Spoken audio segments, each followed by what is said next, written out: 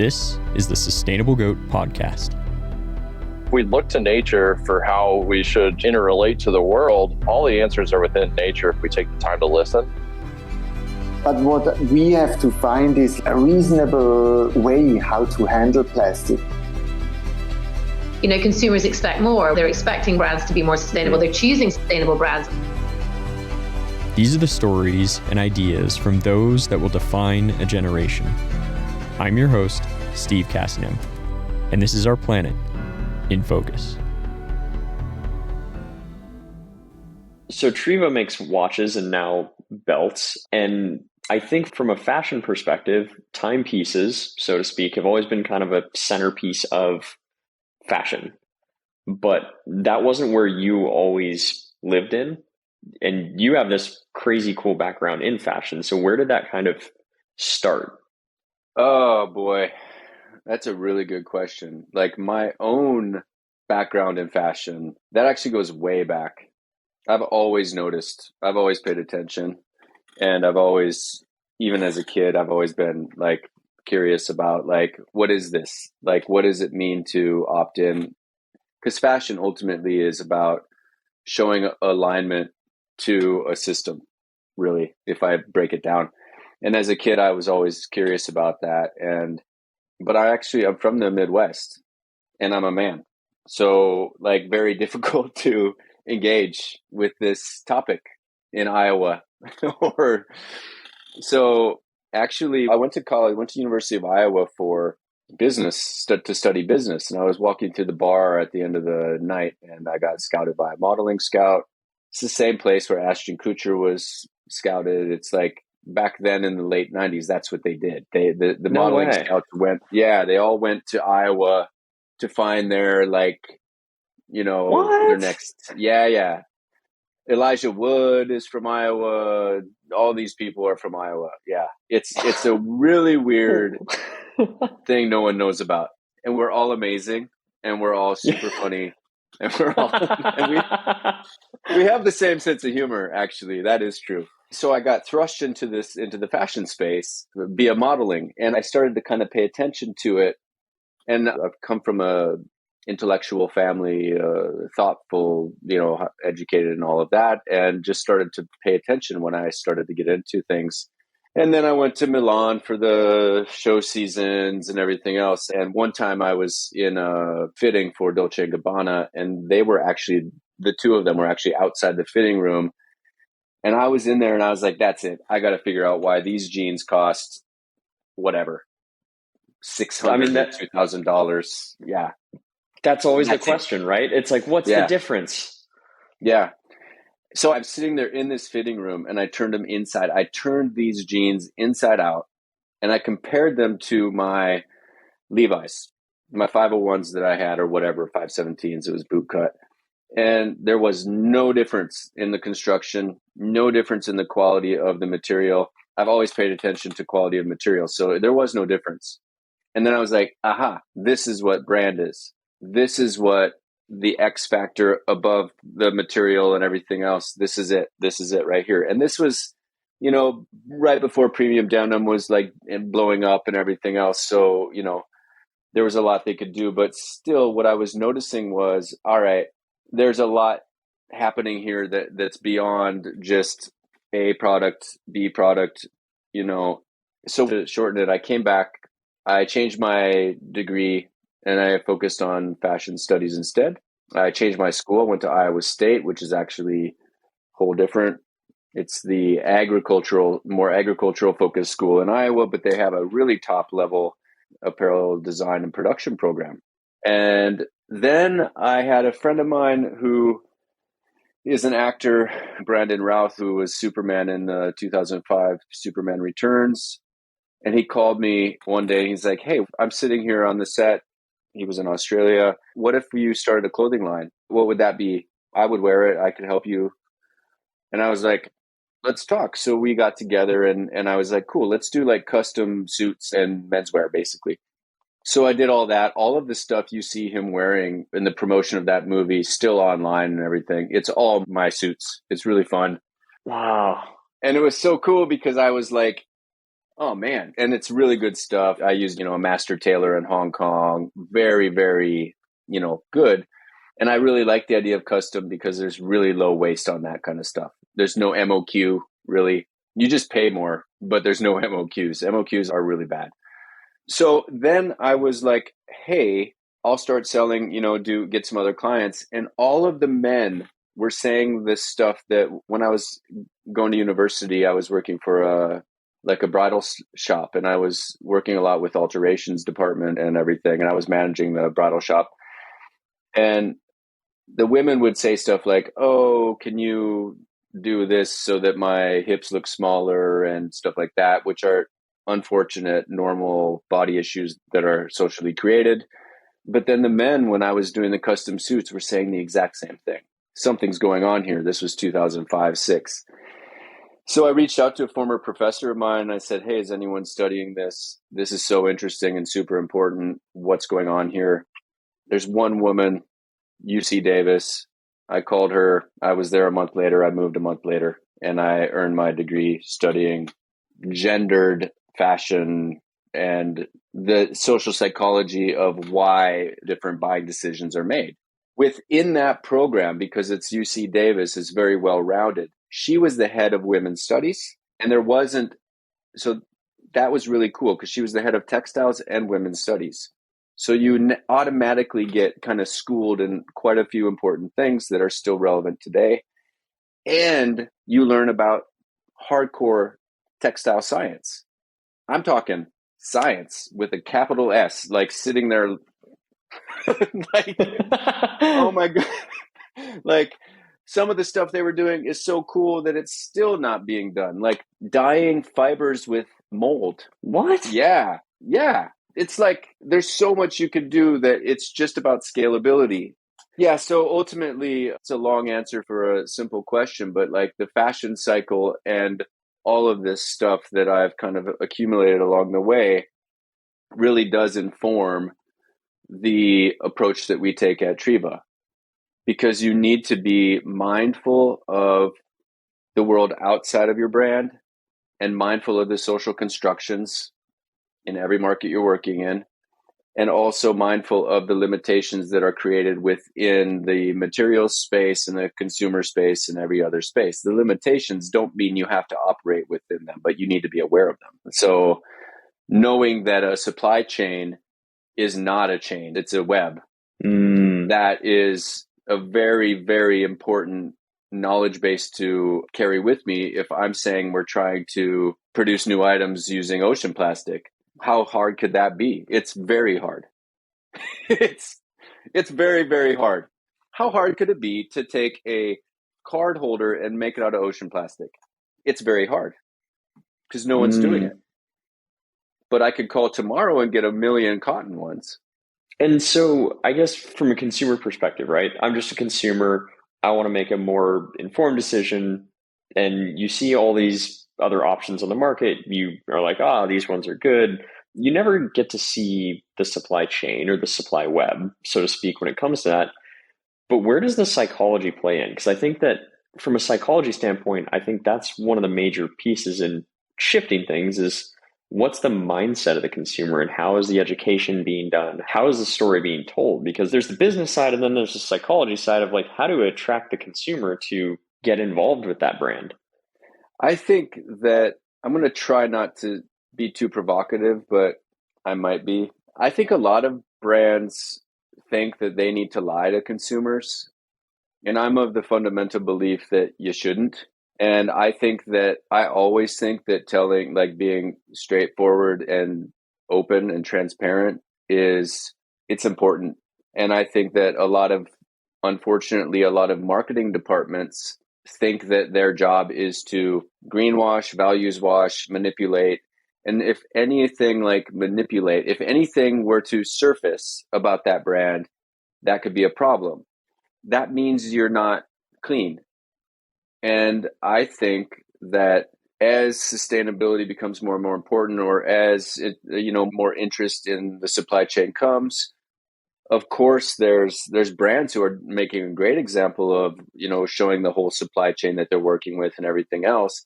Unfortunately, it's almost a gimmick for them a lot of time. Like, look, we show this. Yeah, but are you doing that so that you are guilting people into buying, or are you doing that because you have a genuine desire to be transparent? And I think that genuine desire is missing in most companies. I also think that a lot of people actually don't want to know how the sausage is made. Yeah. So, Yep. we've been trained not to ask that question. What's in this sausage? Just, if it's expensive, it must be better. But actually, we also know that that's not true. And then also, I would say the sustainable goods movement has not been helped by early sustainable goods were not very good quality. So then you had to make a choice of being a bad consumer, which was buy something that wasn't as good versus buying a quality item that was less ethically made. So you had to make this, and it wasn't fair to the consumer. But at the same time, how is progress supposed to happen? Like, you got to start somewhere. So it's a really, really tricky web. And I think that we as consumers have kind of been trained over the last, let's say since the 90s at least, because that's the only history that I'll speak to about this topic. like in the 90s, if you wanted organic cotton, it was garbage. It was thick and it was one color, natural, like a napkin, an undyed napkin color, right? We all know that color. It's the same color as all of the tote bags. Yep. That was what t-shirts looked like in the 90s that were organic. Okay. So then there was a whole generation of people who were like, the organic cotton's kind of gross. And then it starts to evolve, and luckily it gains momentum and everything else. But the hard questions don't get asked, like, do we really need this many items in cotton, or whatever. And then it becomes special interest against special interest. And it gets like the cotton industry versus the oil industry, a couple of powerful industries there. And ultimately, it's a pendulum that keeps swinging, and the consumer gets stuck in the middle of it. And the consumer is constantly getting batted around. And this happens in food, and it happens in textiles, it happens in cars, everything. So I think there's a little bit of fatigue about wanting to dig. And therefore, I think it's better when you have a company that's just, this is it. This is what's up. We produce our products out of these materials. They are not made in Switzerland. Why not? Try to get a Swiss watch producer to do anything innovative. Well, that's actually one of the things that I found intriguing when I first found Triwa, was like this idea of like, you guys are taking on a massively, I will say, controlled industry of like, you have the Swiss watches, you have the Japanese movement watches, you have this like almost battle of, you have the Rolex, the Omegas, you have all these brands that are like, here's our heritage, here's our history, here's why you should go with us. It's a sign of status in a lot of cases. I mean, I remember when it was like, oh, if you had a Rolex, wow, must have been a successful person. How did you guys really go about, I guess, dismantling that a little bit? Because, I think it's specifically when it comes to watches and timepieces, you go down this road real quickly of like, oh, so you're just a Timex brand. It's all of a sudden. And so like, how did you kind of go about taking on more or less the bigger guys? Because I remember when we first did the original podcast with Ludwig, it was like this discussion of like, well, your watch should have a story. Like, it's not just, oh, well, I'm wealthy. It's, no, did you know how this was made? Yeah, that's the fundamental kind of tenet at the very base of the brand. Is it's not a status piece, it's a statement piece.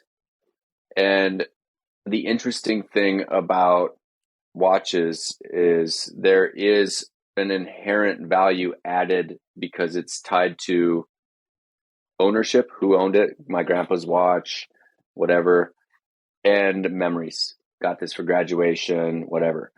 You rarely see these items being passed around unless there's a death or whatever.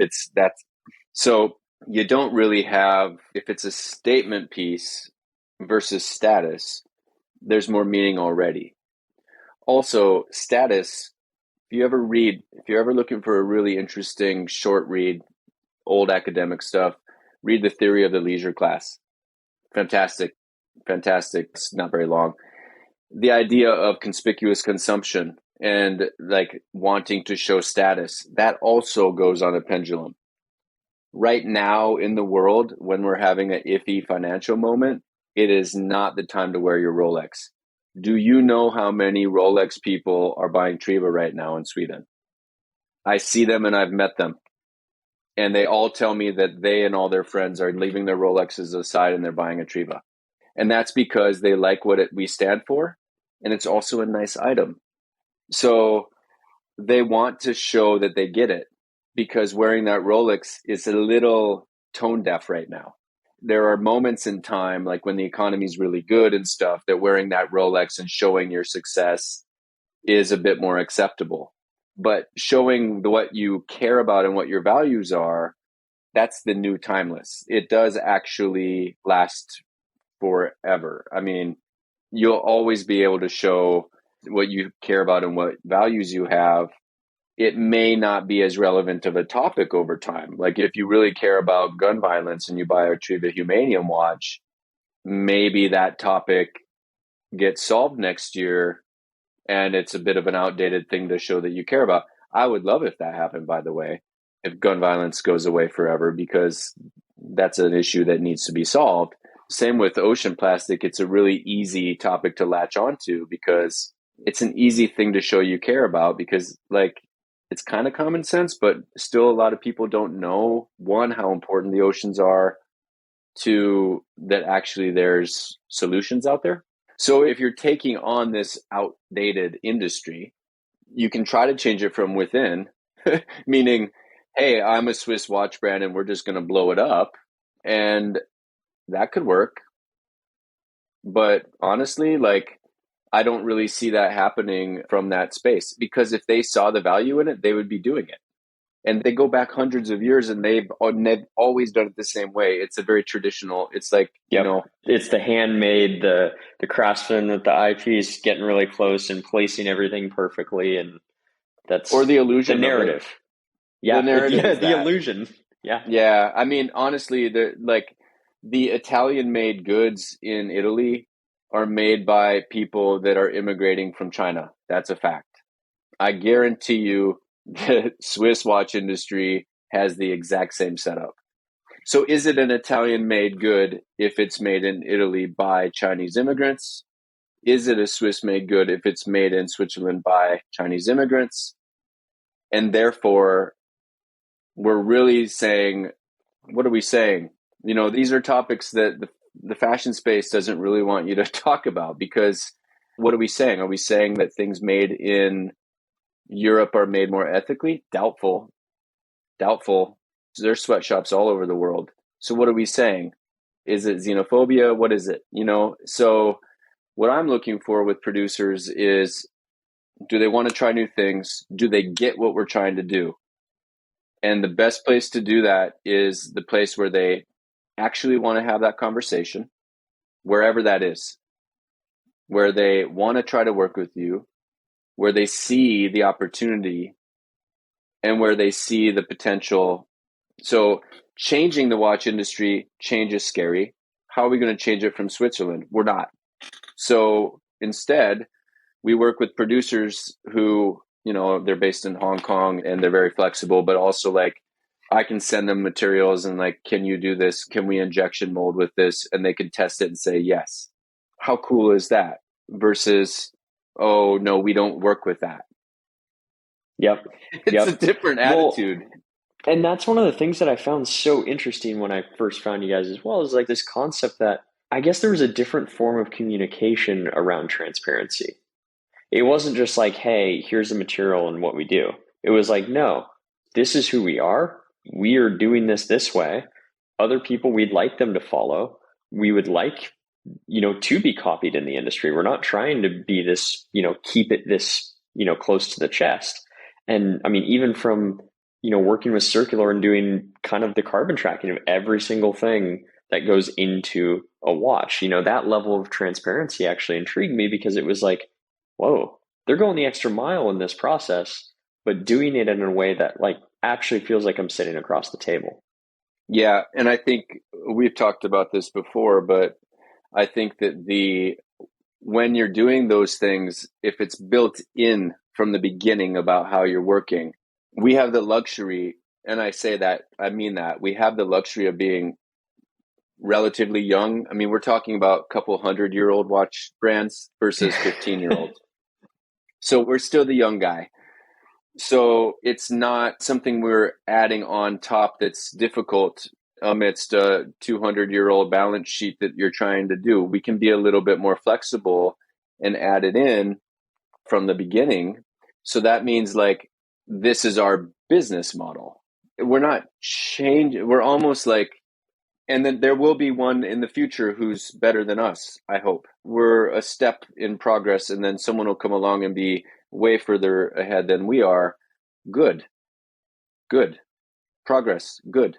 And they'll talk about us as a outdated business model. Fantastic. That means progress has really happened. I hope we can stay nimble enough where that doesn't happen, or where we keep pushing.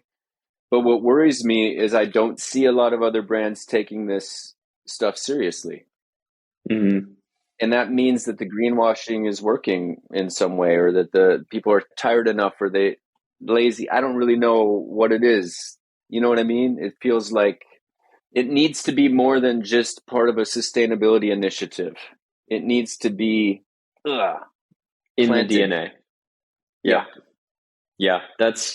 I mean, a lot of the brands that we try to, find in this process, because it now is because it's more of a talked about subject, it's honestly harder and harder to find the brands that are doing it through and through correctly, that it's in the DNA. And that's one of the things that we kind of stand on, is this intentionality around what brands are actually doing.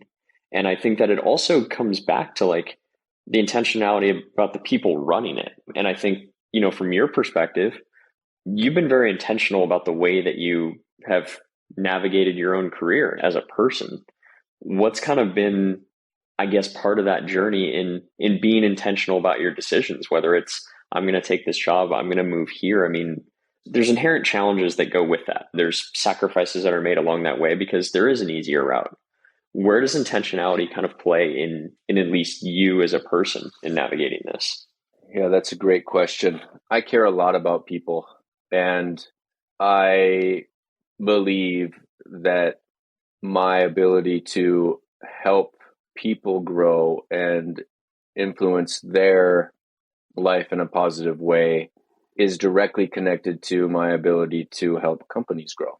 So I've always been a leader, natural leader. It's just, and that can be good and that can be bad, because that means like, even if you don't know, I remember when I was at Lush Cosmetics, my manager at the time was like, you do understand that you're a leader? And I'm like, yeah, I know that. She's like, no, everyone notices what you're saying and doing, and they're paying attention. So please be mindful of that. Meaning, if I was in a meeting with 100 people, they would notice if I was pro or con or whatever. And I had to be very mindful, because I didn't really realize that I had that kind of influence. And then you have two choices. You can use that and be a jerk, or you can use that and be intentional and be good. And I'm a very mindful person in that way. And so I've always wanted to help people grow, believe in people usually more than they believe in themselves. And no matter what, when you do that, the results will come for the company, no matter what, always.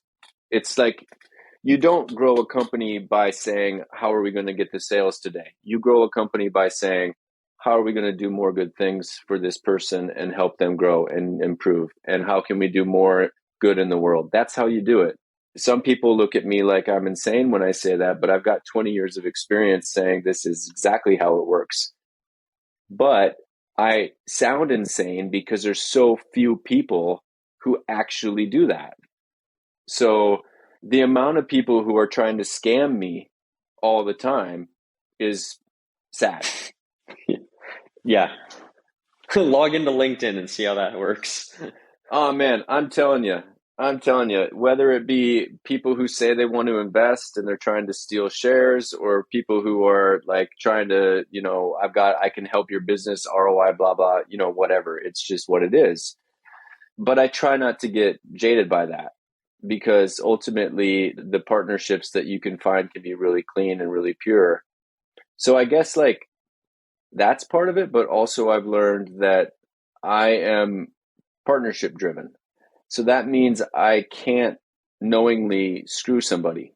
I actually can't, and I won't. So sometimes shorter term focused organizations, private equity or whatever, they actually, in their structure, in their attempt to get their top line result, they force those kind of actions. And it hurts the company and it hurts the partner, and everybody hurts each other, and it's toxic. And I've noticed in my career that that's not for me. I can't do it. I don't want to do it. I want to work closely with people, build a long-term thing where the results come by doing the right business thing, because the sales result should be a reflection of that you're doing the right relevant things.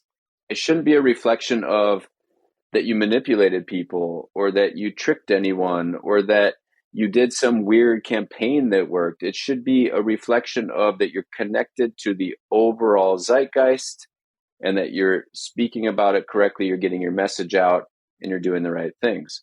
And pulling it back in, for me, that means that the team is operating at their best, that they feel cared about and trusted and respected, that our partners feel cared about and trusted and respected as well. Because like, how am I going to say we're going to grow Triwa and do more good things if I screw our partners? It doesn't work that way. It's not right, and it's outdated as a model. So I think a lot of people who might be listening to this might, they may not consider themselves a leader, whether that's in an organization, in, family scenario, whatever it is. They may be like, look, I'm not a leader. I don't fall under that. I'm just kind of along for the ride. But in reality, like, I don't buy exactly, it, right? Steve. Right? It's like everybody does. Everybody's a leader. Everybody's a leader. And so I guess, how do you shift that mindset from a person who has that mindset? Because I think that is a very important thing, is that we all have this ability of leadership, and we are all leaders. And it's, I wouldn't quite call it our responsibility, but it's like, it's kind of what we do as humans, is to actually lead those around us in what we bring to the table that's best of our talents, our abilities, and kind of our heart that we bring to things, what we believe in. I mean, that is what inherently makes us leaders. And so how do you start to transition that with the people that either you work with or partners? Because everybody is. Yeah, great question. I think that first and foremost, you as a person need to be really self-aware. You need to be aware of the space you occupy and what you gravitate towards, first and foremost. Second of all, let's make sure we all understand what a leader is. A leader is not the guy screaming at the front of the room. That's rarely a leader. That could be a manager. That's not a leader. A leader is someone people want to follow even if they don't have mandate. You can't help it. You're just kind of like, I want to believe in this. I want to get behind this. And there's the charismatic leader. Like I've heard that people like Bill Clinton, there's just some kind of thing that people they go into a frenzy because charisma. Obama, Clinton, the Dalai Lama, Mandela, like there's, ultimately many, many examples. That's a type of leader. That's just a charismatic personality. That doesn't mean everyone has to have this charisma. Otherwise, they're not a leader. But ultimately, one of the things that makes a leader is a passion about what it is they're talking about and what it is they're believing in, or what it is they're doing. So one of the biggest skills that I have as a leader is I'm an awesome follower. I am the world's best first follower. So that means crazy guy dancing on the stage, I am the guy right behind him. And that's what starts a movement. So that's what also makes me a good collaborator for like collaborating with other brands, because I want to elevate the story of the other brands. I'm making a choice to also. I'm not forced to. So I want to join the sustainability movement and I want to do more for ocean health. I didn't invent ocean health. I'm a follower here, and I'm a damn good follower on this. And that's what causes a critical mass. So you don't have to be first. Rarely is a leader at the front. Look around. So, and then it can be a micro leader. You can be a leader on anything. Maybe you're just like the most passionate in your own office about recycling. Be positive. No one wants to follow Mr. Negative around. No, like, no. This guy's guilting me into recycling. That's not a leader. That's just a jerk, right? Like, be positive, be engaging, and be inclusive. They always say about good leaders that you feel like you're the only one around when you talk to them and everything. Yeah, but that's because they actually probably do care about the conversation they're having with you. Be engaged. Throw away, recycle your Apple Watch and buy a Triwa so you're not getting all the dings all the time. Like, talking to a person with an Apple Watch is like they're always hitting their wrist. Oh, yeah. So be engaged. Like, actually listen, and not listen so that you can think of the next thing to say, but genuinely listen. It's a skill that has been lost over the last many years. At Lush, we used to train. That was a whole day training about how to listen. It was a whole day training. Why do you think that disappeared?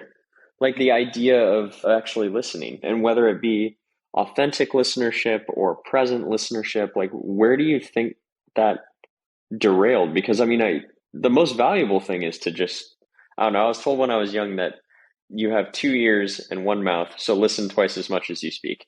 And it was like, interesting.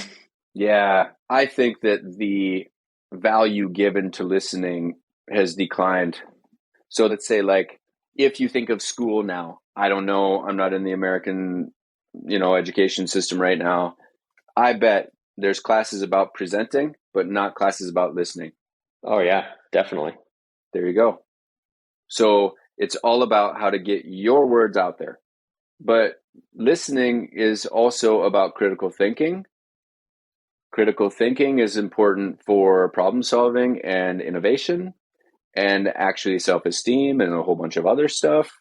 So I think listening, active listening, I'm sad about that. That's something that you have to teach now, because it used to be you might get called out like, hey, don't interrupt me, I'm talking.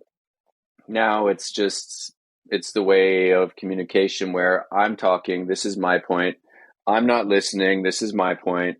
I'm not listening, this is my point. It's like every form of communication seems to be a debate right now, rather than inclusive where you're building something. So it's like a good conversation, in my view, you're building, you're adding, it's like building a nice pyramid as we go.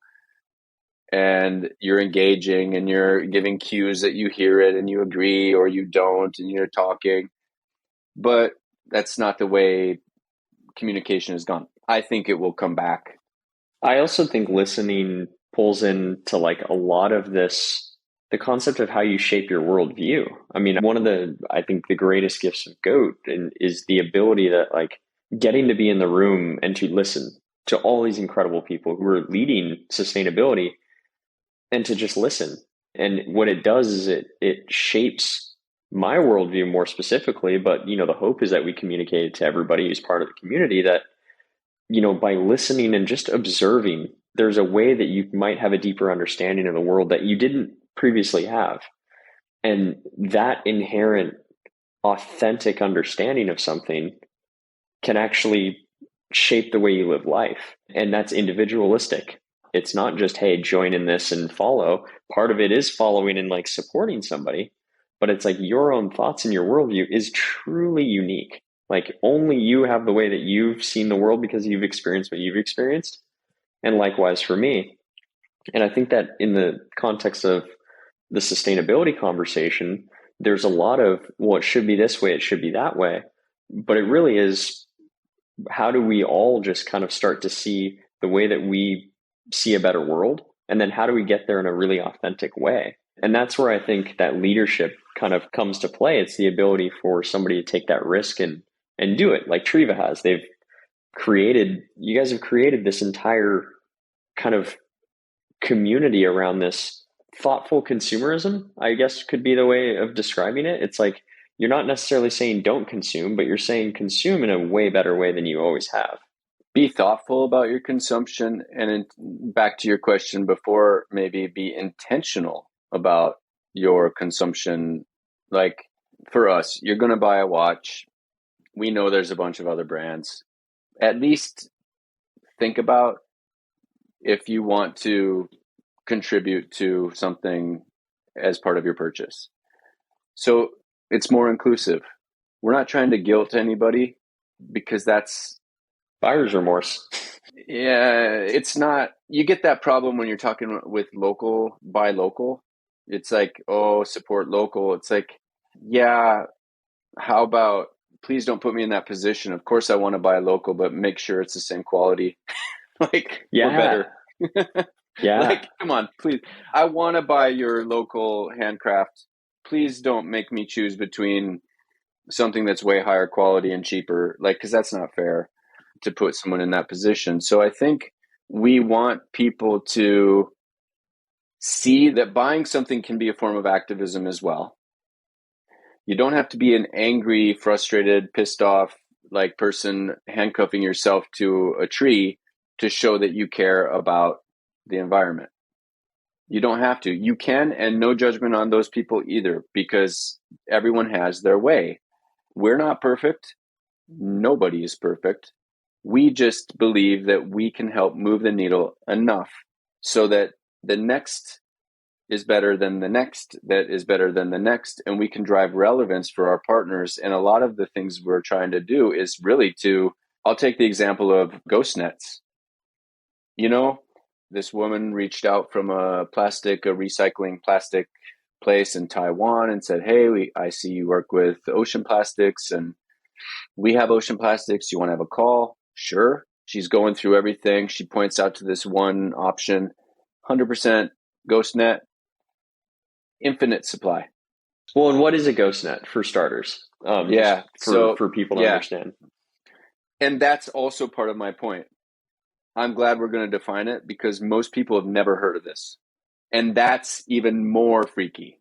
Okay. So a ghost net there's actually a couple of definitions. I was talking to the guys at Sea Shepherd, and they kind of helped me with defining it in a clearer way. So this is actually really good. Ghost nets are often floating for years in the ocean. And they're basically nets that have been cut by the fishermen, and then they just drop them into the ocean. They're like, it's done. That net is done. It's tangled maybe, or it's just garbage now. There's some holes, and they cut it and they let it fly into the water. Those things float around for years and years and years. And of course, they cause all sorts of problems with marine life. But now there's so many of them that the military and the cruise ship companies are like, hey, we have to solve this. Think about that. That's how many ghost nets there are. So, wow. And I didn't even know any of this until I researched it after talking to this woman. And what freaked me out was she said supply is infinite. So she was trying to just give me information about availability. And I heard problem we have to solve. And it's ghost net, so it's a nylon material, so it's not as rigid, so it's harder to make like the rigid cases we make. So now we have to develop a new type of product, like a G-Shock type watch, which we're going to do because, first of all, the world needs to know about ghost nets because it's a big problem. It's so preventable. Deposit systems for fishermen, recycling facilities where they actually get an incentive for bringing them back rather than cutting them in the ocean. It's so preventable. But you have to have an incentive for waste to turn into something that's valuable. So why don't we just prevent it from going into the ocean by understanding the fishing industry and not shaming the fishing industry, but instead say, hey, guys, we're actually going to buy that anyway. Let's just skip a step of you throwing it in the ocean and then we retrieving it. And then why don't we just skip that step? Oh, how much? And then they can sell it back instead of cutting it. Then you know, everyone, if there's no incentive, it's actually cheaper for them to just cut it Of course they're going to do it. They don't care.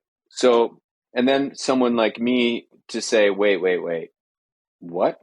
Ghost nets? There's that many of them? I'm sitting here thinking about ocean plastic, like post-consumer plastic floating in the ocean or on its way to the ocean, and ocean-bound plastic. You're talking about something that most people have never heard of. And it's such a problem that military and cruise lines are like, hey, guys, we got to figure this out because it's stopping their propellers. Yeah. Like, so it's got to be solved anyway. And Triva's always been good at, like, we can do this. Well, and we've talked about this idea of circularity, of like, for circularity, I mean, most people think circularity and they think just, making things out of waste. And while that is part of the puzzle, I think the other part of it is the ability to make it economically viable for people. It's not trying to say, hey, well, we're asking you to make these huge sacrifices. We're asking you to totally change your business model, potentially lose money, potentially put your business at risk. Because, at the end of the day, I think the decision to make a more circular decision or a business decision to change the way you do things is very much rooted in, hey, can we continue to pay the people and put food on the table and support the families that work for us? And I think a lot of it is, well, let's make this make sense. And so thinking circular, I think in this case is, well, we'll buy it off you. And now suddenly like, oh, it's another revenue stream that exactly we don't get that revenue stream by just cutting it and putting it in the ocean. And that to me speaks a lot to the circularity of the industry. And so, I mean, my question would be, what is circularity to you as a person, but also Triva? I think once you have the glasses on of circularity, you see the world in a whole new way. It's so fun. It's so fun. Everything is an asset. And I don't mean like a junk collector hoarding stuff. That's not what we're talking about here. That's not circularity. It's about taking industrial waste and turning that waste, which is a problem then. If it's a waste, it's a thing to be disposed of. And understanding that it's actually an asset. That's what circularity is in a nutshell. So industrial waste on post-consumer waste as well, but I'm talking like we were talking about this water company, and they have 12 cycles on these repet bottles. And then at the end of that, they don't have anything to do with those bottles because it's the 13th cycle that doesn't exist. So then they have to find what to do with it. And instead of seeing it as a problem of what do we do with these old bottles, you say, what can we do with these bottles? It's not what do we, it's what can we. And you see it, and then you bring in most likely product development team, and you see what you can do. And you reach out to innovative brands like us, and you say, hey, you guys make stuff out of like garbage. This is almost garbage, but it's actually must be much easier to use. What can we do? So I think circularity is like, if you really think about it, what a boom to the global economy it would be if every one of these huge corporations would just look around at their waste and realize. I'll give you a great example of circularity in Sweden. There's a lot of circularity happening in Sweden in different industries, but there's a steel mill up in the north where it's very cold, and they've put a greenhouse. When you make steel, it's very hot. There's a lot of heat waste. Heat waste that's just going into the air. Okay. So they put a greenhouse over that, and now they're growing tomatoes. And I think they're right now the biggest domestic producer of tomatoes. And no one knows about this. No one knows. It's just this like weird little secret that like no one's talking about because it's a steel company and they're growing tomatoes, and no one it's not even it's not even on the radar. This is how it should be. And I love it because that's just one application. I guess over time that'll get even more efficient because you can, in the northern climates, you can also heat the ground on the streets. They heat when it's way up north to keep it from being freezing and all that. So you can do a lot more with that. You can do a lot more with, post, I guess, manufacturing waste, but also just there needs to be it's just the way capitalism works. There needs to be a financial incentive. And I'm not talking about governmental handouts here. I'm talking about you're going to buy the materials anyway. So people will buy tomatoes anyway. Shall they buy them in Sweden? Shall they buy them from Italy or Spain? Or what about Swedish ones? Is there a market? Yes, no, whatever. It's the same with us. We're going to buy plastic for our watches. We could buy recycled PET, which actually, as we all know, there's some problems with, is there actually enough? There's all sorts of stories about factories in China who are making PET so that the factory next door can recycle it. So that's, ultimately about being flexible as well. Like once the ocean plastic problem is solved, we're done making ocean plastic watches. No problem. That's like the goal. Isn't that the goal? There's enough other waste. Like I was talking to some people at Better Shelter who we're going to be working with soon. And they're working with organization, like their shelters are being placed in displaced people communities, like asylum or camps and things like this. And this comes back to the people element. Like, so these are temporary camps and they're built to be temporary. But the average person is the average displaced status is at 25 years. So imagine living in limbo for 25 years. So these shelters actually give a sense of dignity back to people. So I'm actually very proud of that. When I was talking with them, I was like, so what happens with the plastic waste that must be circulating around? And they said, it's buried or burned. So I said, so it turns out that trucks are bringing the supplies in and then they're just leaving empty. I said, so why can't we buy by the pound the plastic or whatever so the people have an income in that space and then pay the truck drivers to bring it back so they have an incentive not to drive an empty truck back, and then pay the guys at the recycling facility, whatever. And if there's not one, like whatever, build a chain so that each person along the way can make the money. It won't be more expensive than ocean plastic. That's like one of the most expensive materials. It's so expensive. Yeah. So even if it is, it's a better thing because when they're burning it, that's really nasty. So that's what the bigger question, what is circularity? There it is right there. It's seeing the opportunity around you. And otherwise, it's easy to not see it.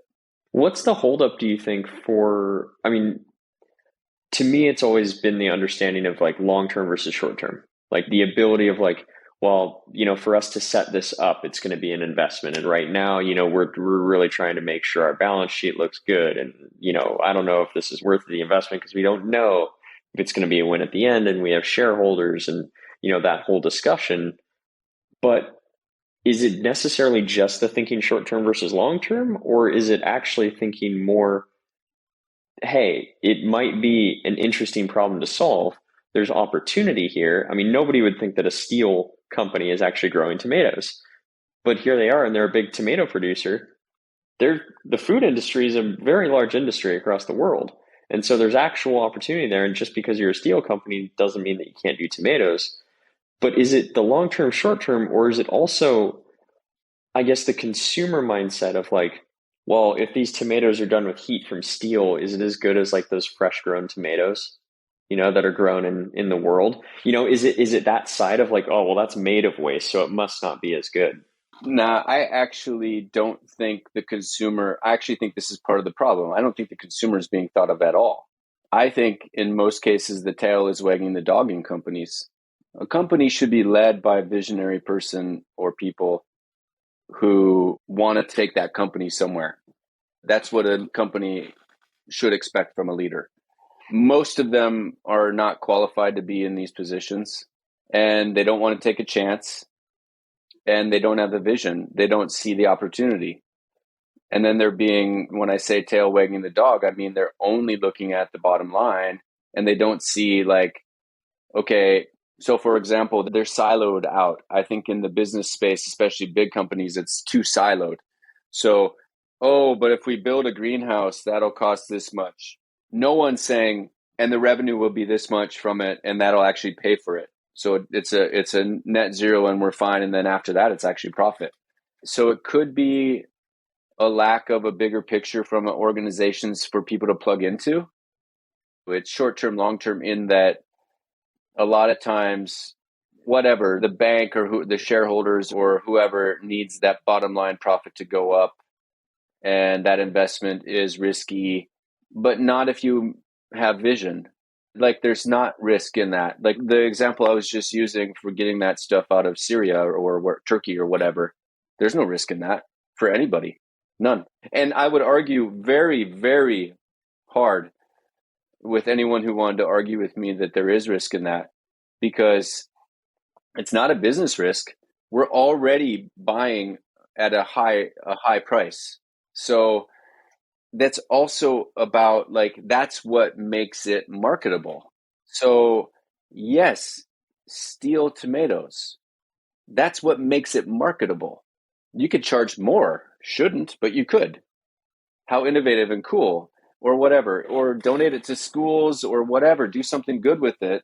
So I think that the lack of visionary, actual mission-based companies is part of the problem here, because if you're mission-based, if you're really mission-based, the profit and the sales will always grow. You never grow your profit and your sales by only looking at the profit and the sales all the time. The profit and the sales come as a reflection of doing the right things. It's like if you're trying to see a really blurry star in the sky, you can't look directly at it because of the way the cones and the rods work in your eyes. You look just to the side of it and it's very bright. It's the same thing. You got to like focus on where you're trying to go. The sales and the profit, they come. You can't be, of course, you need to know a balance sheet, your P&L. I tell you what, I know my way around a P&L, no problem. And I also know, like what's, risky or what's not. So I think they're missing the commercial opportunity because they're focusing on the wrong things in their balance sheet.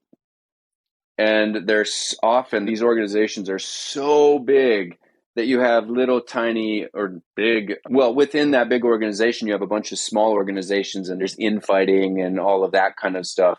So I think it's, again, back to what we talked about before, a lack of good leadership, a lack of self-leadership.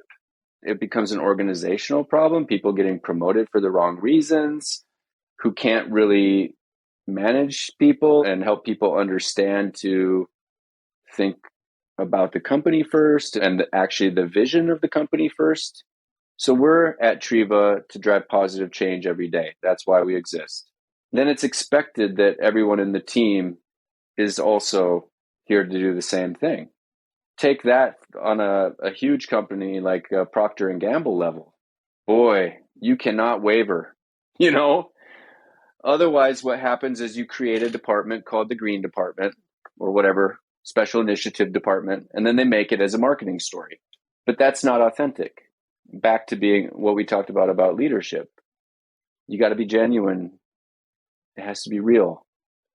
It can't just be, look what we could do with the steam from the steel. It has to be like, we want to stop wasting this precious thing, which is energy. We want to make sure people know about ocean, like ghost nets, because that's a problem that impacts all of us, because healthy oceans are required to help solve or take care of the all of our environmental problems. So what's your mission as a person? I mean, because I think this drives down to I think it goes back to that self-awareness. What is the mission of a person? What do you believe in? I mean, I think it's one of my first classes that I had at university it was like the first day, and we walk in, and I actually started as a computer science major, and I thought that I was going to be doing a lot and having to do with, computers and stuff like that. And the professor walked in, and the very first thing they said went, 80% of you in this room will not be doing computer science in 3 years. And I was like, really? It's like, uh-oh. And Wait of course, a second. I was one of those 80%, of course. But what I found so interesting about that is there's this thought process that you'll have, 10 different career jobs by the time you're 30, that you'll be doing all. What I think you lose in that is the commitment to master something. There was something that was deep rooted of, whether it was the blacksmith or the chef, it is the idea that you're committing yourself to understand something on an extremely deep level.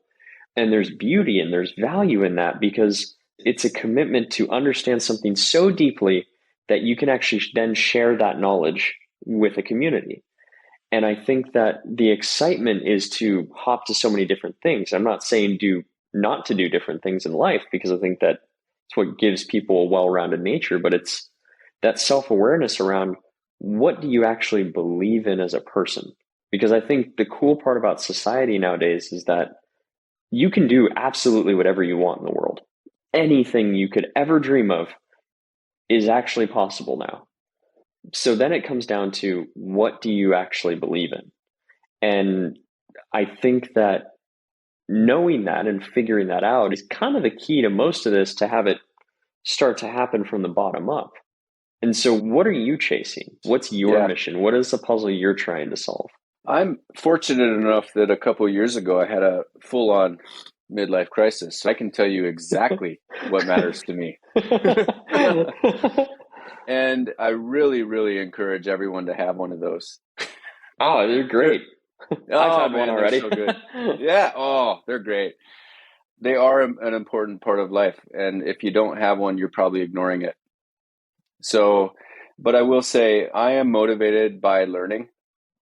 I love to learn new things and be around curious, interested people.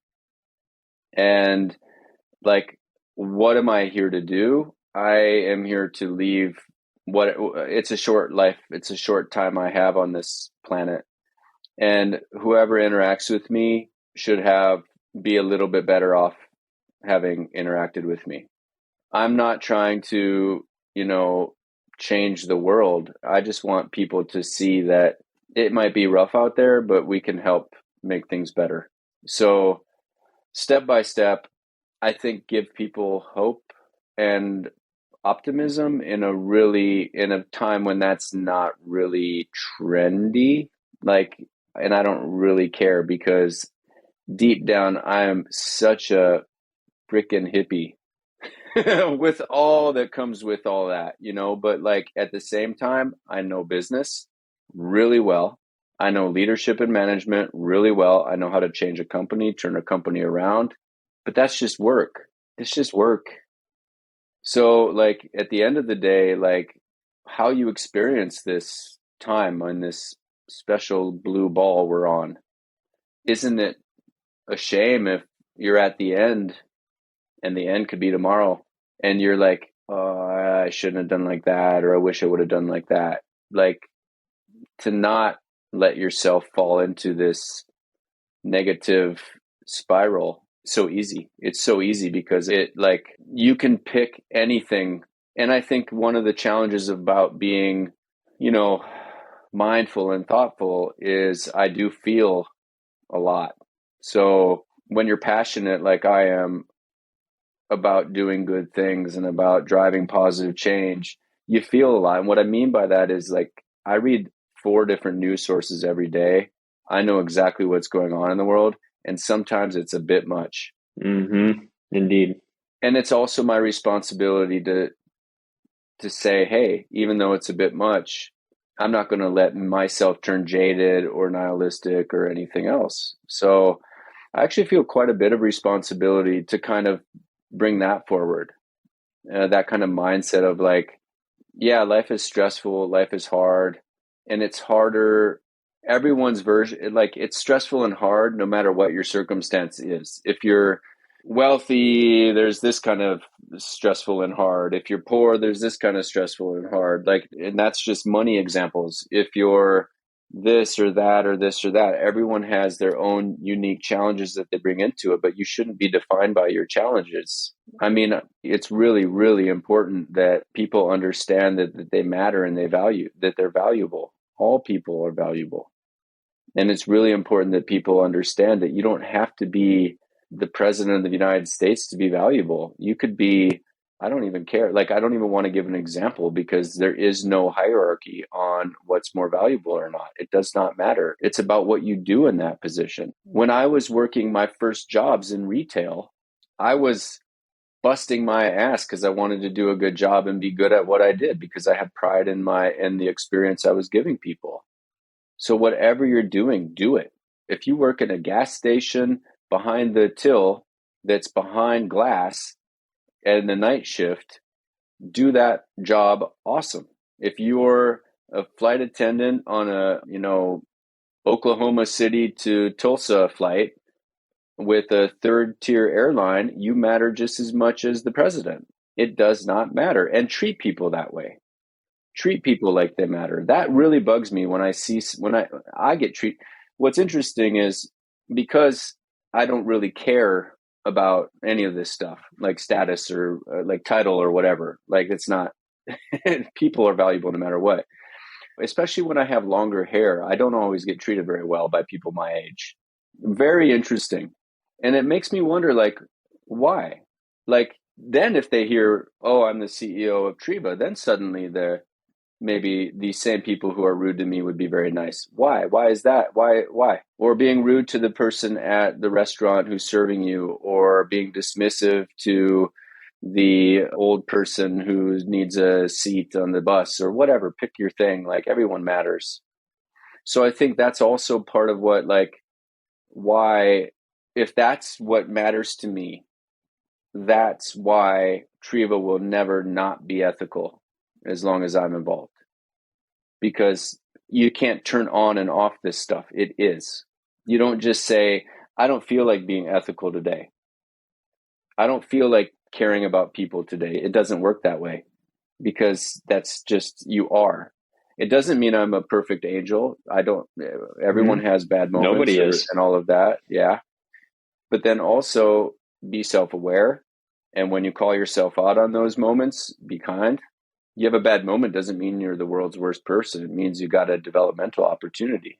Well, and I think that's such a good way to put it, because I don't know I would assume you've experienced this too. When you set a goal for something and I want to reach this level, and whether that's for you to feel like you've reached that level that you always believed you could reach, or, you accomplish that goal you set out to accomplish.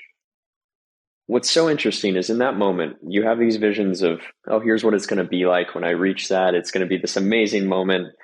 And then when it actually happens, it's just another day. And what I find interesting about that is I think in life and in business, and I think we put so much responsibility on, what's the future? What's the thing that we're going to accomplish? And, that's what we're doing. And the rest of it literally doesn't matter. But there isn't that huge feeling of, whoa, my goodness, right at the end of it. It really is just like, cool, we reached that point. What's the next thing? And I think that a lot of people, let's take, a sports reference, for example, sometimes, they'll interview these people who, they finally accomplished their championship. They won it, right? And they're like, wow, how does it feel to be the best absolute person in the world? And they're like, it's a really great feeling to, do this, but I wouldn't be here without all the people that helped me. Or I know there's still a long way to go. I still have things that I want to learn. There's this and I think that that's not emphasized enough in the business world. It's be the CEO, be the person that's leading. And that's the thing. But the CEO is equally as important as the person who's taking care of supporting that. It literally is a role in a much bigger system. And I think that as humans, if we start to look at that kind of setup in the natural system, we have this inherent responsibility, but also we're a part of a much bigger system. And a lot of that comes to do with living in community and supporting one another. And every single person is valuable in that. And I think that oftentimes gets forgotten in the process, in this chase for whether it's status or accomplishment, or this false feeling of, I made it. Yeah. And to speak to, there's so much to say after the example there about like, oh, the people who I want to be a CEO or whatever. I would call myself a reluctant CEO, because I'm here because I'm in this role because it's time, not because I wanted to be a CEO. What was happening was I got to a point in my career where I started to get recruited to come behind a not quite as dynamic CEO, to be the number two behind him. that's not a good position to be in, because you're like, as I am a good first follower, I don't want to overshadow the CEO, but actually the company needed me to overshadow the CEO. It creates tension for me and I don't like it. So that's ultimately like when I took the job at Triwa, it was because my mentor had pushed me to like, now it's time. I had other opportunities for other number 2 roles. And she was like, right, hey, it's time. But I was like, I don't really want to be a CEO. She's like, it's time. What are you? So there's the intention of, why are you in that role? Is it because you want the title? You know, we have a code of conduct at Triwa that, and I've used it at every company I've come through, where it's like the kind of the ground rules for how we're going to operate. And it's a lot about respect and everything else. And it outlines really, really clearly right from the top, every single role is equally important, just like an orchestra. Just like, you know, no one should say in the orchestra that the cymbal at the little triangle thing coming in at the right moment is less important than the lead violin, because it's all important. It's all been written on purpose. So the problem here is, or if we talk about organizational politics and the baggage people carry with, so many people have been burned by bad leaders that when they encounter, it's the number one challenge I have with new employees who've maybe been in the career a bit, is they've been burned by so many ego-driven bad leaders that they can't imagine that I would be different than these bad leaders. And then they have to decide whether they're going to opt in or not, because it's a big thing I'm asking. I'm asking them to realize that I'm not that. And if you do opt in, it's a wonderful experience. If you don't, you're like, it's not for me, because you have to decide you're not going to make your own identity around being against the leader. Because a lot of people have been burned so much by a bad manager or bad CEO that they build their work identity as, part of my gig in this company is I hate that guy. Yep. Yep. And that's not nice. Oh, I hate my manager. Like that whole concept. Yeah, that whole thing. And also, most managers don't do much to help themselves. So, I mean, that's also, again, like, you know, it's about like, ultimately it's about respect. It's about transparency or a lack thereof. Like, I believe that I don't think you should expect people to do stuff without knowing the context. Mm-hmm. I think people forget about that real quickly. I just want to make sure the camera's recording. I think people forget about, because you're in a leadership role, right? And I think one of the more difficult things is to communicate what comes with that leadership role. I think a lot of people see, you know, the CEO being on a podcast or being on stage and being the leader and the company's doing this. They don't necessarily see the other side of, you know, the expectations that come with that, or the stressors, or like, it really is just more things stacked on top of it. Yeah. And, you know, at the end of the day, the CEO's role is to work for the people that work who work for them. It's to support that team and to show up for them every day. You're very much part of that system, not the leader. And while being a leader at the same time. And so I think that the complexity and the transparency around that is where it gets so miscommunicated. And I think even when you look at it in a sustainability context, it's like the leadership role of a company is to set the example and to say, hey, we're going to steer the ship this way. But there's a whole lot of people that need to steer this ship. It's not just somebody going, cool, let's go that way. Yeah. I think I tell you, if you Google this, you probably won't even find it, but there's a thing called the cauldron model. It's a leadership model. Most likely it's not around it. You know, this is a lot of the stuff that we used at Lush was very different, and that's to their testament. But the concept is, think about a cauldron or like a teacup. The leaders in the company or the management, that's the cup underneath, and the people are what's in. Crack in the leadership problem, not at the top, underneath and holding them up.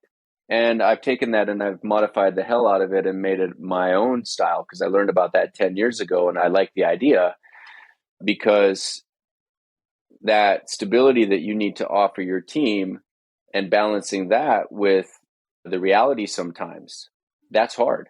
Having a hard conversation with a team member who's not performing, it's hard if they think that they don't have to perform. So like, you shouldn't mix up the company performing with like, I don't have to perform because we're all happy friends here. That's not helping anybody, because so it's about them understanding like, me as a leader, or if it's a bigger organization as a leadership team or whatever, we are here to support you and to grow. By supporting your growth, you will be more effective and you'll support your team's growth. So actually, it's a complete bottom up, man. You're lifting. Everyone's job is to lift and empower, give away. So the more power you get, the more you need to kind of let go and push it. And then oddly, you'll get more power because you've done even greater things, and it's not really to you. So you push it on and they push it on, and it's very lovely. And actually it works. But you can't be driven by your own agenda. You have to be so genuine and so real in your desire that you're almost, like I said, like I always have to warn people, I know I'm a bit strange and different. I know that. And I'm comfortable with that because I don't care, because it is me. And it's also, a lot of people have benefited from working with me. Like, I'm not saying that I'm the best manager they've ever had, or that they call me every day and say, thank you so much. Usually it comes 5 to 10 years later, and then I get a random email or something. That's very nice, because they maybe don't realize how much I was doing that. Because if you really care, you're going to give them skills that they will use in their next and next and next job. It's not about doing this job. It's about, you will not be here in a couple of years because people move on from jobs. I get that. Let's make sure in your next job, you're awesome. I've had that conversation with everybody who's ever worked for me. Hey, I know you're not going to like retire here in 50 years. I get that. Let's make sure when you do move on, your next role is awesome. What do you want your next role to be, wherever that is? Let's get you there. And they look at me like, what are you talking about? Does he want me to quit? No, of course not. But I would rather you work and have these skills that you can take forth for your own development, and it will benefit the company along the way, I promise. So it's a win-win for everybody. Like, otherwise you feel like you're being used. It's hard for them to stay motivated because like, oh, what am I getting out of this? There's this what's in it for me question. And when you're a CEO, or especially the more senior you get, there is no one giving you personal development. That's coming from, you better be able to find out. And I learned that a long time ago. So like, I find it in paying attention to my mistakes, paying attention to other people and how they do it, if I like it or if I don't. But it's all about like having that intentionality of, I actually want these people to do better and grow. I actually want that. I actually want the organizations we work with to get money from us. I actually want no more ocean plastic. I actually, no bullshit, want that. So you get what I mean? Like, it's just like, therefore it's so clean that you're not playing around. It's a very efficient way of working then. Well, and it's clear. Scalable. Yeah. It's clear and it's actionable, and people can get around it because it's simple. And I think that you look at the sustainability problem and circularity problem, and you look at, it is a complicated problem. That's undeniable that it's complicated, but components of it can be simplified. And I think that the challenge in most of this is to just simplify it. What can everybody do on a small scale that can then lead to bigger changes? And also thinking outside of the self and thinking more in a communal mindset. How can the small things that you do and the small thing that someone else does contribute to a much bigger result? And so I think when it comes down to Triwa and kind of the place in business as being a company that is driving change, I mean, is it just simply the copy paste of kind of what you guys are doing, of this mindset of like, look, set an intention of what you want to do as a business and think about every single piece of that supply chain and think about every single component that contributes to it. Do it with a communal mindset and heart. And if everybody does that, we can actually drive change. And it suddenly isn't this big, scary thing that's like, like one of the things that we talk about a lot is this idea that we're not going to reach a net zero world. We're never going to. It's just impossible. And the reason why, one, there's a cost to everything, but two, humans aren't perfect. And if humans aren't perfect, whatever thing that we set out to accomplish will never be perfect either. Know that, but know that like the progress of that and the chasing of the progress rather than perfection is the most important part. And so rooting it in that progress and just making steps, it simplifies it, doesn't make it as scary, and it seems a little bit more positive than negative, which from a psychology standpoint, I think actually encourages behavior change.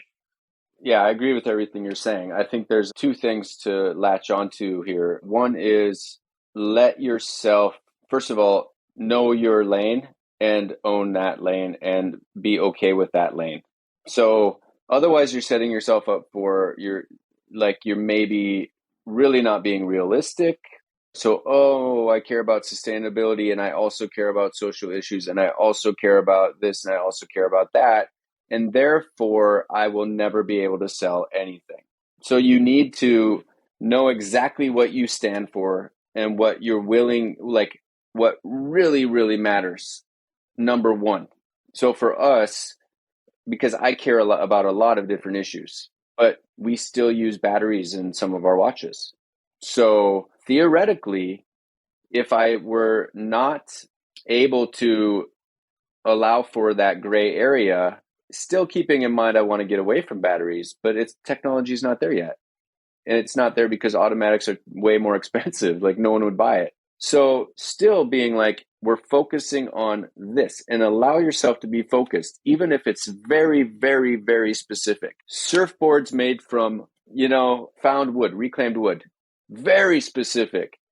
It allows you to really own that and really, really own that space. If everyone were to do that, there we have some progress, right? So as we talk about at Triwa that we're expanding our categories and we're offering other products and stuff. We're still being very careful that like we're not losing our focus. So, the material element is important. At the same time, like sometimes it's time to stop with something. It's okay. Sometimes it's time to pick up something new. So there's that. The bigger part is like allow yourself to know be focused. Like that's why business plan, if you're a company, it's important. That's why an investment round, even though they're very challenging, or they're very good because it forces you to be very laser focused, but also being willing to find, if you're an ethical brand or ethical person or whatever, find where is the line. And if you've ever read the book, The Subtle Art of Not Giving a Fuck, life-changing book, best thing ever for me. The premise of that book is really, you can't give a fuck about everything because then you don't give a fuck about anything. Mm-hmm. So you have to know what matters really. So for us, it's the materials we use and changing the supply chain and caring about the people that we work with and helping by giving back. And I can say that in my sleep because it's so true. I don't need a PR person to write it up for me and make sure I practice it. And that right there is why we can be so intentional and I can make a decision about a collab in one meeting because it either is or it isn't. And that allows for you to be more flexible, to be more open to new opportunity, and to really do good, cool things that should plug into what the zeitgeist is kind of like. You don't want to be too late to the topics that are important. Like if you're leading something, like I'm talking about this plastic from like war-torn areas and things like that. Again, in a perfect world, we don't have that supply. Unfortunately, we are a bit messy as a species. So can I please just help somehow? Right? So for sustainability, it almost gets, you know what? I think this is something I've learned from managing, especially people who are early in their career. And generation doesn't matter. It's not like a millennial thing or a Gen Z or Gen X or whatever. It doesn't matter. What I noticed is you can have a great plan, a great vision. People need to take the first, second, and third step towards it, and they need help with that. And then they're good. So they need help knowing, okay, now what? We're going to make shoes only out of tree bark. Awesome. We have a supplier. We have this. What's your first step? They don't know. And then that's why things never take off. And with sustainability topics, there's so much to latch onto. Oh my God. So it's almost like allow yourself to be extremely focused. Otherwise, you can't communicate what you stand for and what you are. And that applies to you as a person as well. Yeah. What do you think in those thinking about those first three steps, what do you think that somebody could do in more or less like figuring out what the first step could be in whatever it could be in their life, whether that's, sustainability, a company, making a change, what they've always, done? Yeah. I think it's first things first, identify what it is very concisely, like what it is. And that's not this first step. That's actually for like step 0. Yeah. Figure out one sentence, define it. Also known as a vision or mission statement. You can make your own for yourself. It's fine. And then, so that's like what you're trying to do. And then you have to acknowledge where you are.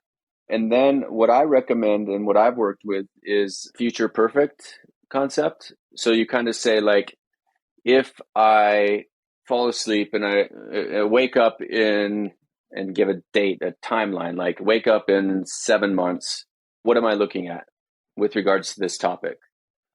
So I'll tell you what, I've always had this vision. I'm going to let it out there because I want someone to do it. So yes, So if you look at in the cosmetic space, if you look at like hand soap in the, a plastic, where there's actually a metal spring and a ball in there. Always. Yeah. So they're not recyclable. So super, super big, important project to just make something that doesn't require a metal spring and ball. Okay. So, and I have a design in my brain. I just, I'm not an industrial designer, but I know it would work. I have a whole thing about it.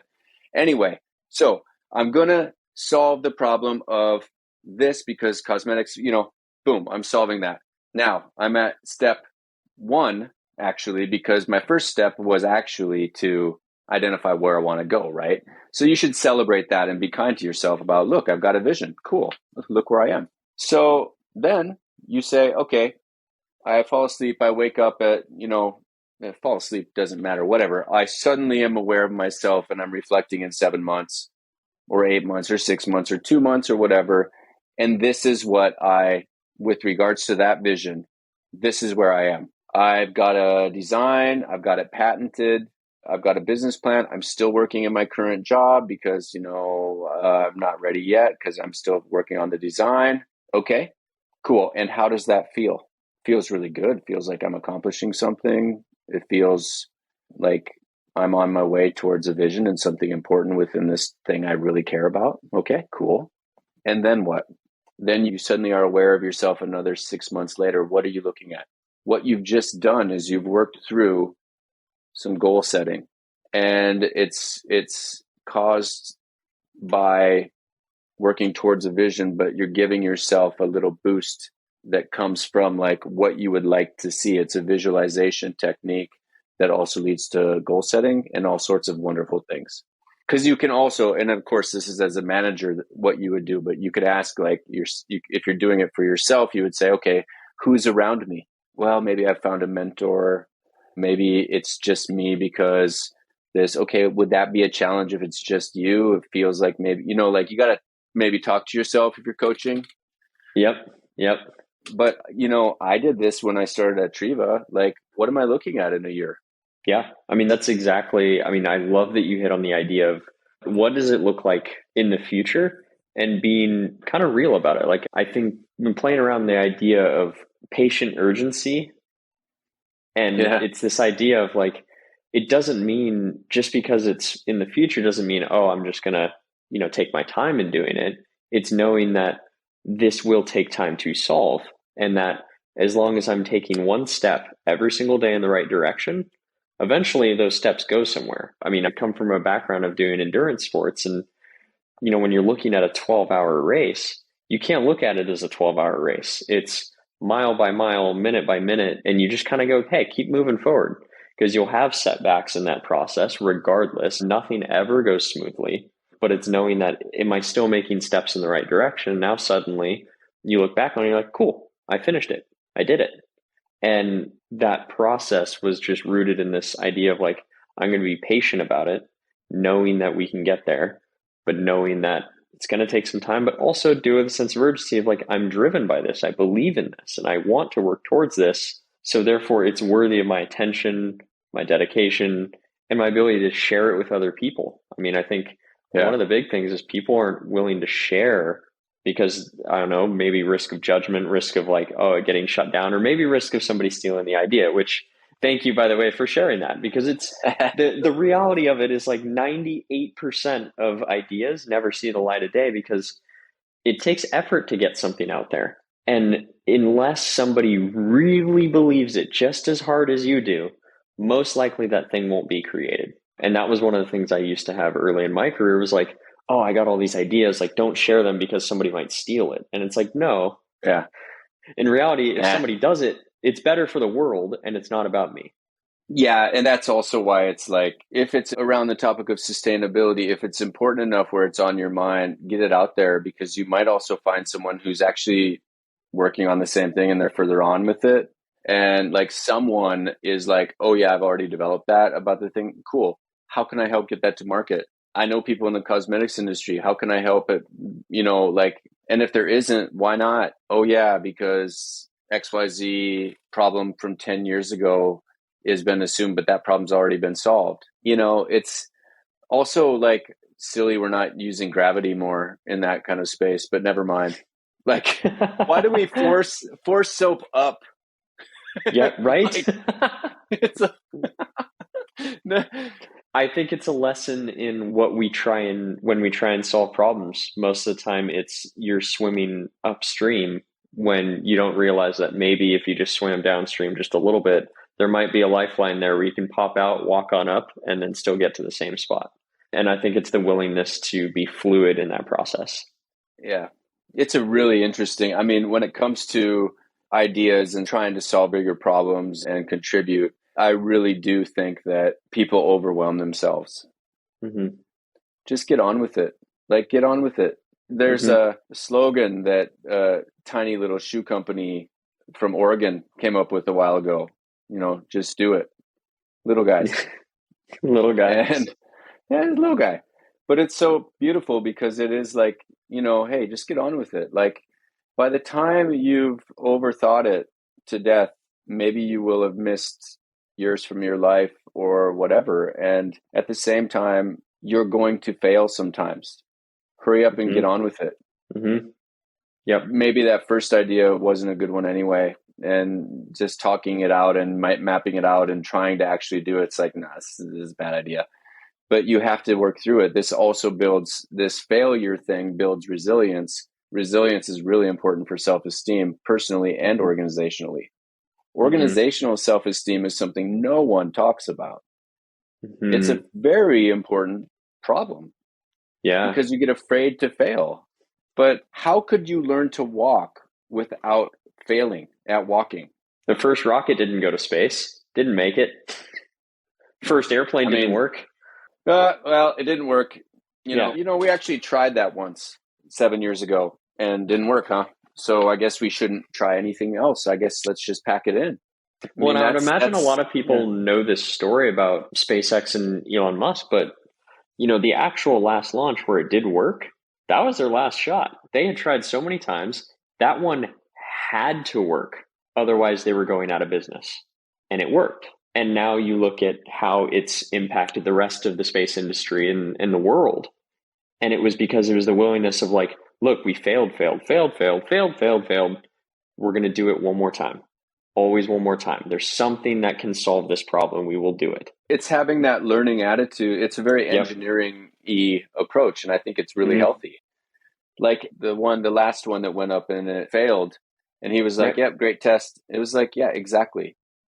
Yeah. I mean, if anyone thinks every single product you launch is going to crush it, not going to happen. I'm telling you. It's impossible, actually. It's statistically impossible. And also, only succeeding all the time, you need to learn about failing because it means you're being too safe. Yep. And that's where the lessons are learned too.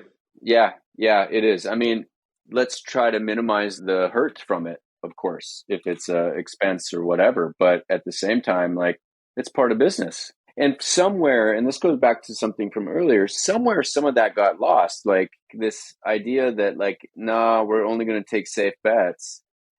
Like right now, it's the challenge with wholesale. So many retailers have had a challenging time the last couple of years. They're not taking any new brands. They won't buy anything if they don't have proof it's going to do well. Okay, I get it. They got burned by some overbuying or whatever. But now they're going to put themselves at even more risk because they're not going to have the products that the people are interested in finding. So it becomes this vicious cycle of learning the wrong thing. Oh, what we learned was don't take new brands. Or maybe you learned that you should not buy so deep. Or maybe you learned to think about the categories differently or to merchandise differently or to whatever differently. But taking new brand, every brand I know is having this topic right now. Everyone I talk to, regardless of industry. Oh, the wholesale space is a little cautious right now. Yeah, I get it. They overbought for a couple of years because it was hard to get product during COVID. That doesn't mean they were buying the wrong stuff. It meant they were buying too much of it. So it's really, it's an interesting challenge when you don't have a reflective organization and you learn the wrong things because it fits your narrative. So we just launched our ocean plastic belts. If people don't buy them, is my learning people don't like ocean plastic? Shouldn't be. Maybe they didn't like the colors. Maybe they didn't like the buckle. Maybe they didn't want a belt. Maybe we didn't market it correctly. Maybe we, all of these things before I make the assumption that there's absolutely no interest in that material. And now all of our watches are made from virgin plastic, right? You don't want to look for a convenient learning that suits some narrative or covering your ass or something else. So it's a really, really delicate time where reflectiveness is hopefully going to have a renaissance. Yeah, I tell people to be comfortable in the uncomfortable. Oh, yeah.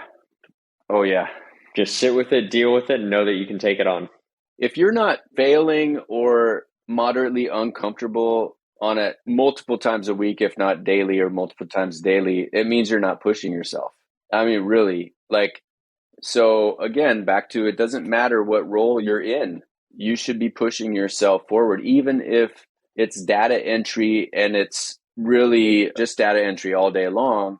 How can you push yourself to be more effective, to make it more interesting? Can you learn something? Whatever. Mm-hmm. Just treat yourself with that kindness. gift. Mm-hmm. Yeah. Well, Ryan, one of the questions that we ask every guest is, where is your favorite place to enjoy nature on the whole planet? Ooh, boy, that is a really good question. I'm from the Midwest, and that's very agricultural.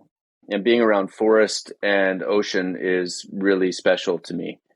So I think like a Swedish forest that's along the water, like in an archipelago situation with stones and things like this, it's so centering and it will absorb your challenges, and you can pick them up when you leave if you want, or you can leave. You can let them stay there and the forest will take care of it for you. The smell is fantastic. The sound is absolutely, it's silent. There's so much life there, but you don't see it. It's just a special, it's almost magical, to be honest with you. And when there's the water with it, right next to it, it's unlike anything else. And it really reminds you of what matters, and your petty issues or challenges or problems kind of go away for a minute. It's healthy. I love it out there. Mushroom picking, all of that. I love it. Mm-hmm. Oh, yeah. And I think it's kind of nature's symphony, all the components kind of coming together in like this beautiful moment where you can just kind of appreciate it and pause for a sec. Yeah, that's the best part. Look around, see what it is that like actually exists without us building, and what will exist after we're gone if we don't tear it down, of course, or overdevelop or whatever. But I think it's really important to get out there. I also don't think we look up enough. Look up. What happens when we look up? We're so trained to look forward and down where we're walking, but if you just pause for a second, look up.